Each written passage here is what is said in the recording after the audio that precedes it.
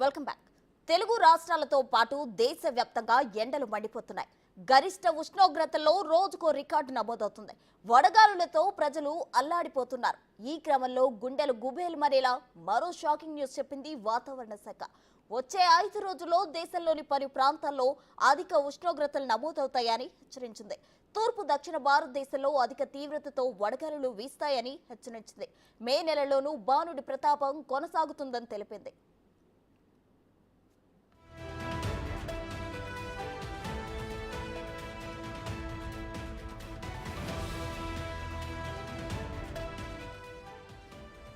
సూర్యుడు తగ్గేదేలే అంటూ నిప్పులు కురిపిస్తున్నాడు.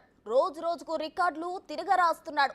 103 ఏళ్ల తర్వాత ఏప్రిల్లో అత్యధిక ఉష్ణోగ్రతలు 45 డిగ్రీలు దాటి నమోదయ్యాయి. ఈ మధ్య కాలంలో ఎన్నడూ ఏప్రిల్ నెలలో 45 డిగ్రీల ఉష్ణోగ్రతలు నమోదు కాలేదు. ఈ ఏడాది మాత్రం ఏప్రిల్ తొలి వారం నుంచే ఉగ్రరూపం ప్రదర్శిస్తున్న సూర్యుడు రోజు రోజుకు మరింతగా మండిపోతున్నాడు. ఫలితంగా 45 డిగ్రీల ఉష్ణోగ్రత సర్వసాధారణంగా మారిపోయింది.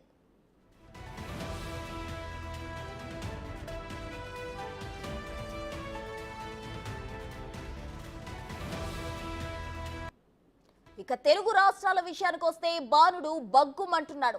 47 డిగ్రీల ఉష్ణోగ్రతలు నమోదవుతున్నాయి.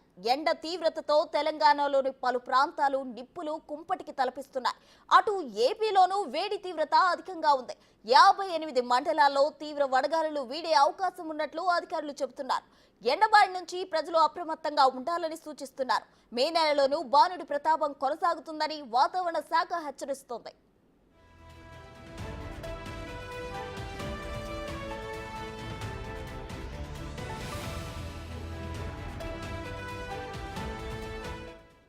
అధిక ఉష్ణోగ్రతలతో వడదెబ్బకు జనం పిట్టల్లా రాలిపోతున్నారు. 10 రోజుల్లోనే 20 మందికి పైగా చనిపోయారు. పొట్టకూటి కోసం వెళ్లి కొందరు, అత్యవసర పనుల కోసం వెళ్లి ఇంకొందరు బాణుడి ప్రతాపానికి బలవుతున్నారు. 2-3 రోజుల్లో తీవ్రమైన వడగాళ్లు వీస్తాయనే హెచ్చరికతో జనాలు బెంబేలెత్తిపోతున్నారు. ప్రజలు అప్రమత్తంగా ఉండాలని అధికారులు సూచిస్తున్నారు.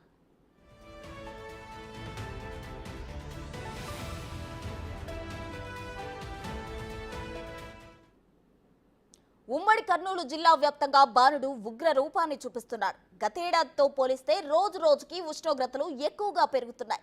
రానున్న రోజుల్లో టెంపరేచర్లు మరింత పెరిగే అవకాశాలు ఉన్నాయని వాతావరణ శాఖ అధికారులు చెబుతున్నారు.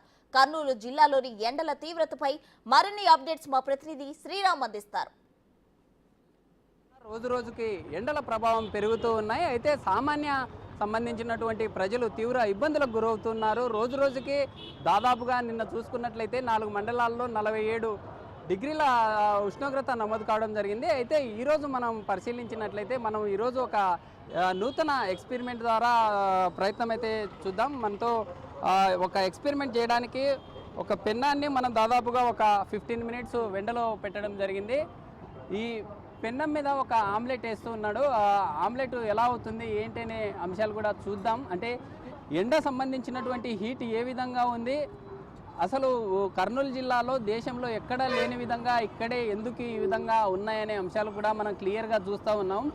పెన్నం మీద ఈ యొక్క ఆమ్లెట్ను వేసిన వెంటనే ఆ యొక్క షేప్ అయితే చేంజ్ అయినట్లుగా మనకు తెలుస్తూ ఉంది. మనం చూడొచ్చు ఒక 2 నిమిషాల తర్వాత ఆమ్లెట్ వేసినటువంటి ఈ షేప్ ఎలా ఉంది. అసలు నిజంగా మనం వంటలు చేసుకునేటటువంటి ఉష్ణోగ్రత ఏదైతే ఉందో 45 డిగ్రీల వద్ద మనం వేడి చేస్తే ఏదైనా వంటలు చేసుకునేటటువంటి ఈ యొక్క వీలైతే కల్పిస్తూ ఉంటుంది. అయితే మనం చూడొచ్చు ఈ వంట చేసేటటువంటి క్రమంలో ఏ హీట్ అయితే ఉంటుందో అలాంటి హీటే ఇక్కడ ఎగ్జాక్ట్గా మనం చూస్తూ ఉన్నాము.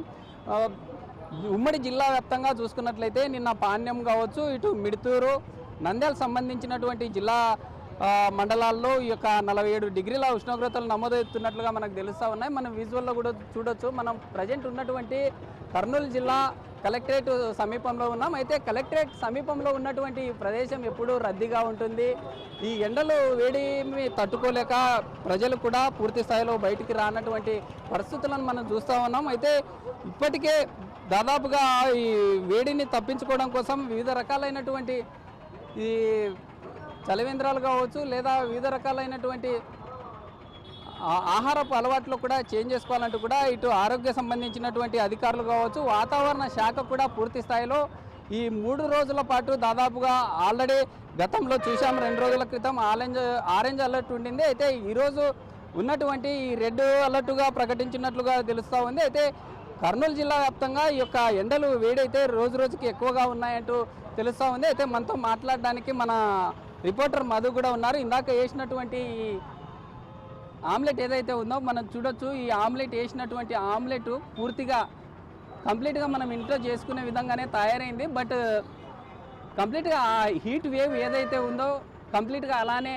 ఉంది. మనం మధుతో మాట్లాడదాం. మధు చెప్పు, అసలు ఏంటి మన జిల్లాలో ఉష్ణోగ్రతలు ఎలా నమోదవుతున్నాయి? అంటే పిండం మీద వేసినటువంటి ఆమ్లెట్గానే తయారైంది, ఏమంటారు సార్? మొత్తానికైతే మన జిల్లాలో యావత్ భారతదేశంలోనే అత్యధిక ఉష్ణోగ్రత ఎండలు ఎక్కువైపోతున్నాయి. అయితే బయటకు వచ్చే ప్రజలు కూడా కూలింగ్ గ్లాసు, అదేవిధంగా గొడుగు ఇలాంటి డాక్టర్లు సూచించినటువంటి పరికరం అంటే చల్లటి మజ్జిగ కానీ శీతల పానీయాలు కానీ బయటకు వచ్చిన ప్రజలు సేకరిస్తే తప్ప బాణుడు వేడికి తట్టుకోలేని పరిస్థితి మన కర్నూలు జిల్లాలో నెలకొనింది. ఎందుకు ఇలా ఈ హీట్ వేవ్స్ ఎక్కువగా పెరగడానికి కారణాలు ఏమంటారు? అంటే చెట్లు నాటకపోవడము కలుషితమే అంటారా? ప్రధానంగా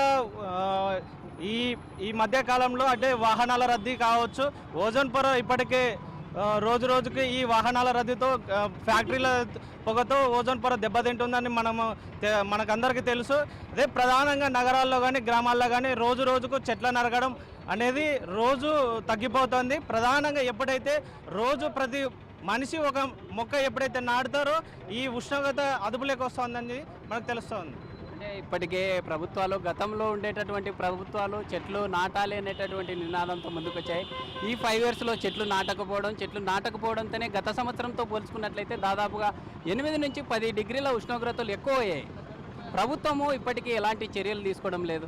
అయితే ప్రభుత్వం ఏం చెప్తా ఉందంటే అధికారికంగా చెట్లు నాటే కార్యక్రమం చేస్తూ ఉంది, కానీ అది ఒక యుద్ధ ప్రాతిపదికన చేపట్టి కంపల్సరీ ఏదైతే ఇప్పుడు మన ఈ ప్రభుత్వాలు ప్రజలకు అందే సంక్షేమ పథకాలు ఎలా అందిస్తున్నామని చెప్పి చెప్తా ఉన్నారు.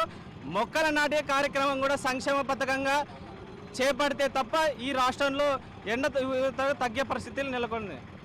అయితే గతంలో ఉండేటటువంటి ప్రభుత్వాలు కర్నూలు సంబంధించినటువంటి కలెక్టరేట్ సమీపం కావచ్చు, రాజ్వారు ముఖ్య కేంద్రాల్లో ఈ చలివేంద్రాలతో పాటుగా పందిర్లు ఏర్పాటు చేయడం జరిగేవి. అయితే మజ్జిగ పంపిణీ కార్యక్రమంగా కూడా ఉండేది. అయితే ఈ 5 సంవత్సరాల్లో ఇలాంటి కార్యక్రమాలు ఏమీ లేవు. అంటే ప్రజలు ఏమనుకుంటున్నారు? అయితే చలువ పందిర్లు మజ్జిగ నాటి అది నామమాత్రంగా ఉంది, కానీ పూర్తి స్థాయిలో ఈ సలువ పందిర్లు కానీ మిగతా మజ్జిగ పోసే కార్యక్రమం కానీ పూర్తి స్థాయిలో అందుబాటులో. అదేవిధంగా గ్రామీణ ప్రాంతంలో ఇప్పటికే మన జిల్లాలో 3-4 చోట్ల ఎండ వడ దెబ్బలకి మరణాలు కూడా సంభవించాయి. ఎన్ఆర్జీఎస్ చేసే పని చేసే వాళ్లకు పూర్తి స్థాయిలో మజ్జిగ కానీ శీతల పానీయాలు కానీ ఎక్కడ కూడా ప్రజలకు అందించడం లేదు సార్. ఇది ఓవరాల్గా మనం చూసుకున్నట్లయితే కర్నూలు సంబంధించినటువంటి జిల్లా కేంద్రంలో దాదాపుగా 47 డిగ్రీల ఉష్ణోగ్రతలు నమోదవుతూ ఉన్నాయి. ఇప్పటికే వాతావరణ సంబంధించినటువంటి అధికారులు కూడా వివిధ రకాల హెచ్చరికలు జారీ చేయడం జరిగింది. అయితే ఎండ వేడిమికి ఉదయం 10 గంటలకు బయటికి రావాలంటే ప్రజలు బెంబేలెత్తున్న పరిస్థితులను అయితే మనం చూస్తూ ఉన్నాం. అయితే గ్రామీణ ప్రాంతాల్లో కూడా వ్యవసాయ సంబంధించినటువంటి వారు కూడా బయటికి వెళ్తున్న సందర్భంలో వడదెబ్బలకు గురవుతున్నటువంటి సందర్భాలను చూస్తూ ఉన్నాం. అయితే ఇప్పటికే వ్యవసాయ సంబంధించినటువంటి ఆరోగ్య సంబంధించినటువంటి అధికారులు కావచ్చు, ఇటు పర్యావరణ సంబంధించినటువంటి అధికారులు కూడా గతంలో అనేక సార్లు చెట్లు నాటాలి అనేటటువంటి నినాదం ఏదైతే ఉందో వాటిని ప్రజలు ఆ రోజు పట్టించుకోలేదు. అందుకే ఈ విధంగా తయారైందంటూ కూడా మనతో మాట్లాడినటువంటి మన రిపోర్టర్ కావచ్చు, లేదా నిపుణులు కూడా రానున్న రోజుల్లో ఖచ్చితంగా ఉష్ణోగ్రతలు పెరిగే అవకాశాలు ఉన్నాయి. రానున్న రోజుల్లో ఉష్ణోగ్రతలు తగ్గాలంటే ఖచ్చితంగా ప్రతి ఒక్కరూ మొక్కలను నాటాలంటూ కూడా తెలుపుతున్న పరిస్థితి. అయితే ప్రజలు కూడా అప్రమత్తంగా ఉండండి. తమ ప్రాణాల కోసం ఎండలకు తిరుగుతున్నటువంటి సందర్భాల్లో ఓఆర్ఎస్ కావచ్చు, లేదా పానీయాలను సేవించాలంటూ కూడా ఇటు టెంకాయ నీళ్ళు కావచ్చు, లేదా వివిధ రకాలైనటువంటి పానీయాలను వాడాలి.